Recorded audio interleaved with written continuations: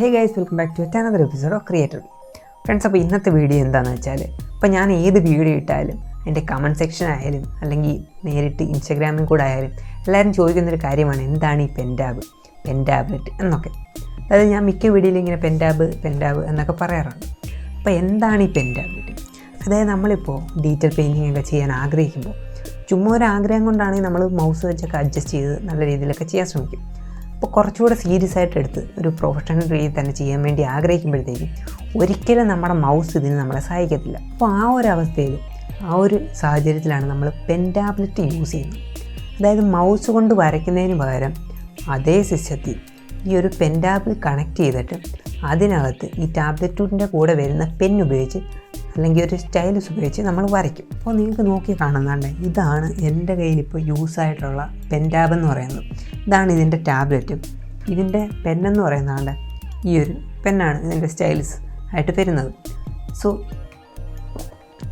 ഇതിൻ്റെ മോഡലെന്ന് പറയുന്നത് XP-PEN V3 എന്ന് പറയുന്ന Star 3 P2 എന്ന് പറയുന്ന ഒരു XP-PEN എന്ന് പറയുന്ന ബ്രാൻഡിൻ്റെ ഒരു പെൻടാബ്ലെറ്റാണ് ഞാനിപ്പോൾ യൂസ് ചെയ്തുകൊണ്ടിരിക്കുന്നത്. അപ്പോൾ ഇതിൻ്റെ വർക്കിംഗ്, അതായത് ഇതിപ്പോൾ ഒരു സാധാ ഒരു പെൻടാബ്ലെറ്റാണ്, ബേസിക് പെൻടാബ്ലെറ്റാണ്. അപ്പോൾ ഇതിൻ്റെ വർക്കിംഗ് എന്താണെന്ന് വെച്ചാൽ ഈ ഒരു പെന്ന്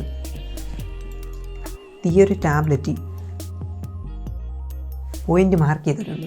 അപ്പോൾ ഇത്രയും ഭാഗമാണ് ഇതിൻ്റെ വർക്ക് ഏരിയ എന്ന് പറയുന്നത്. അപ്പോൾ നമ്മൾ ഇതിപ്പോൾ എൻ്റെ ലാപ്പുമായിട്ട് കണക്റ്റഡാണ്. അതിൻ്റെ ഒരു കേബിളൊക്കെ ഉണ്ട്, USB കേബിൾ, അതുമായിട്ട് കണക്ട് ചെയ്ത് വെച്ചേക്കുവാണ്.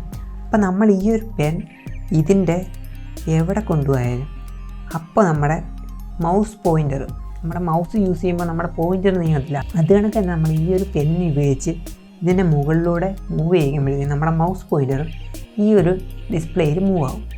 അതായത് നമ്മുടെ ഈ ഒരു ഡിസ്പ്ലേ എന്ന് പറയുന്നത് തന്നെയാണ് ഈ ഒരു വർക്ക് ഏരിയ എന്ന് പറയുന്നത്.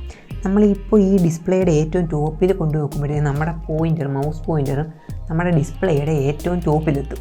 അങ്ങനെയാണ് ഇത് വർക്ക് ചെയ്യുന്നത്. അപ്പോൾ മെയിനായിട്ട് 2 ടൈപ്പ് പെൻടാബ്ലെറ്റുകളാണ് വരുന്നത്. ഒന്ന് സാധാ ഇതുപോലത്തെ ഒരു പെൻടാബ്ലെറ്റ്, പിന്നെ ഡിസ്പ്ലേയോട് കൂടി വരുന്ന പെൻടാബ്ലെറ്റും. അപ്പോൾ ഒരു ഡിസ്പ്ലേയോട് കൂടി വരുന്ന പെൻടാബ്ലെറ്റ് എന്ന് പറയുമ്പോഴത്തേക്കും നമ്മുടെ ഈ ഒരു ലാപ്പിൻ്റെയോ കമ്പ്യൂട്ടറിൻ്റെയോ ഡിസ്പ്ലേയിൽ കാണുന്ന ആ ഒരു ഡിസ്പ്ലേ തന്നെ നമുക്കിവിടെ ഈ ഒരു സ്ക്രീനിൽ കാണാൻ പറ്റും. അപ്പോൾ നമ്മൾ ഡയറക്റ്റായിട്ട് പേന വെച്ചിട്ടങ്ങ് അതിൻ്റെ മുകളിലോട്ട് നോക്കി അങ്ങ് വരച്ചാൽ മതി.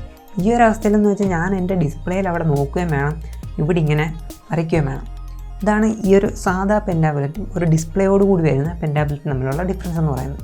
അപ്പോൾ ഈ ഡിസ്പ്ലേയോട് കൂടി വരുന്ന പെൻടാബ്ലെറ്റ് എന്ന് പറയുമ്പോഴത്തേക്കും അതിനും നല്ല എക്സ്പെൻസീവ് ആയിരിക്കും. അപ്പോൾ ഞാൻ യൂസ് ചെയ്തുകൊണ്ടിരിക്കുന്ന ഏറ്റവും ബേസിക് ആയിട്ടുള്ള ബിഗിനറിന് ആവശ്യമായിട്ടുള്ള രീതിയിൽ എല്ലാം തികഞ്ഞ ഒരു മോഡലാണ് ഞാനിപ്പോൾ യൂസ് ചെയ്തുകൊണ്ടിരിക്കുന്നത്. ഇപ്പോൾ ഒരു 6-7 മാസമായിട്ട് ഞാൻ യൂസ് ചെയ്തുകൊണ്ടിരിക്കുന്നത്. ഇതുവരെ ഒരു കംപ്ലയിൻറ്റും ഇതിൻ്റെ ഭാഗത്തുനിന്ന് ഉണ്ടായിട്ടില്ല. അപ്പോൾ മെയിനായിട്ടും ഈ ഒരു പെൻടാബ്ലെറ്റുകളിലൊക്കെ 2-3 കമ്പനികളാണ് വരുന്നത്. അപ്പോൾ ഏറ്റവും ടോപ്പിലിരിക്കുന്നത് വെച്ചാൽ വോക്കം എന്ന് പറയുന്നൊരു കമ്പനിയാണ് ഏറ്റവും ടോപ്പിലിരിക്കുന്നത്. കുറച്ചുകൂടെ എക്സ്പെൻസീവ് ആയിട്ടുള്ളൊരു ബ്രാൻഡാണ്. അപ്പോൾ ഇപ്പോൾ നമ്മൾ ഓൺലൈനിൽ നോക്കുകയാണെങ്കിൽ, ഈ ഒരു സമയത്ത് ഓൺലൈനിൽ നോക്കുകയാണെങ്കിൽ ഏറ്റവും ചീപ്പായിട്ട് നല്ലൊരു പെർഫോമൻസ് കിട്ടുന്ന ഒരു ടാബ്ലറ്റ് എന്ന് പറയുന്നത് വോക്കത്തിൻ്റെ 1 എന്ന് പറയുന്നൊരു ടാബ്ലറ്റാണ്.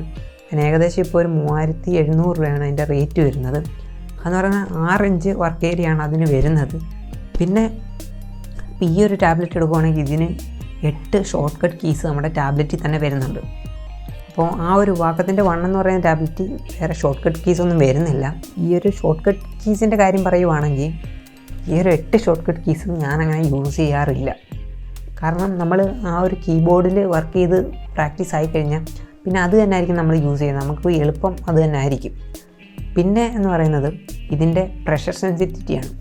അതായത് നമ്മൾ ഈ ഒരു പെൻ വെച്ച് നമ്മൾ ഈ ഒരു ടാബ്ലറ്റിലോട്ട് അപ്ലൈ ചെയ്യുന്ന പ്രഷർ, അതിനനുസരിച്ച് നമ്മൾ അവിടെ നമ്മുടെ ഡിസ്പ്ലേയിൽ, അതായത് നമ്മൾ വരയ്ക്കുമ്പോഴൊക്കെ നമ്മുടെ ആ ഒരു ബ്രഷിൻ്റെ സ്ട്രോക്കിൻ്റെ സൈസ് കൂട്ടാനും ഒപ്പാസിറ്റി കൂട്ടാനും കുറയ്ക്കാനും ഒക്കെ പറ്റും. അതാണ് ഈ പ്രഷർ സെൻസിറ്റിവിറ്റി കൊണ്ട് ഉദ്ദേശിക്കുന്നത്. അതായത് ഇപ്പോൾ വാക്കത്തിൻ്റെ ആ ഒരു ബേസിക് മോഡൽ, വാക്കം 1 എന്ന് പറയുന്ന ആ ഒരു ബേസിക് മോഡലിന് വരുന്നത് 2000 പ്രഷർ സെൻസിറ്റിവിറ്റിയാണ്. ഇപ്പോൾ എൻ്റെ ഈ ഇരിക്കുന്ന ഒരു മോഡലിന് വരുന്നത് 8000 ആണ്. പിന്നെ ഇത് ഞാൻ മേടിക്കാനുള്ള മെയിനായിട്ടുള്ള കാരണം എന്ന് പറയുന്നത്, ഇതുവരെ ഞാൻ ബേസ് മോഡൽ മേടിക്കാനാണ് ഉദ്ദേശിച്ചത്. അപ്പോൾ വാക്കത്തിൻ്റെ ഒരു 1 ഉണ്ടായിരുന്നു, അതിൻ്റെ കൂടെ തന്നെ ഈ ഒരു മോഡലും ഉണ്ടായിരുന്നു. അപ്പോൾ ഞാൻ വാക്കത്തിൻ്റെ 1 മേടിക്കുന്നതിന് വരെ ഇത് മേടിച്ച് എന്താണെന്ന് വെച്ചാൽ ഇതിലെനിക്ക് കുറച്ചുകൂടെ വർക്ക് ഏരിയയും കിട്ടും, പിന്നെ 8000 പ്രഷർ സെൻസിറ്റിവിറ്റി ഉള്ള ഒരു പെന്നുമായിരിക്കും ഇതിൻ്റെ കൂടെ വരുന്നത്. അതുകൊണ്ടാണ് ഞാൻ മെയിനായിട്ട് ഇത് മേടിക്കാൻ കാരണം. കുറച്ചുകൂടെ ബ്രാൻഡഡ് ആണ് നോക്കുന്നതെങ്കിൽ റോക്കൻ തന്നെ ആയിരിക്കും ബെസ്റ്റ്. ഈ ഒരു കാര്യം നിങ്ങളൊന്ന് നോക്കുക. അപ്പോൾ എൻ്റെ ഒരു അഭിപ്രായത്തിൽ എനിക്ക് കുറച്ച് വർക്ക് ഏരിയ വേണമെന്ന് തോന്നി, അതുകൊണ്ട് ഞാൻ ഇതങ്ങ് മേടിച്ചു. ഞാൻ മേടിച്ച സമയത്ത് അറൗണ്ട് 4000 സംതിങ് ആണ് ഇതിൻ്റെ ഒരു റേറ്റ് വന്നത്.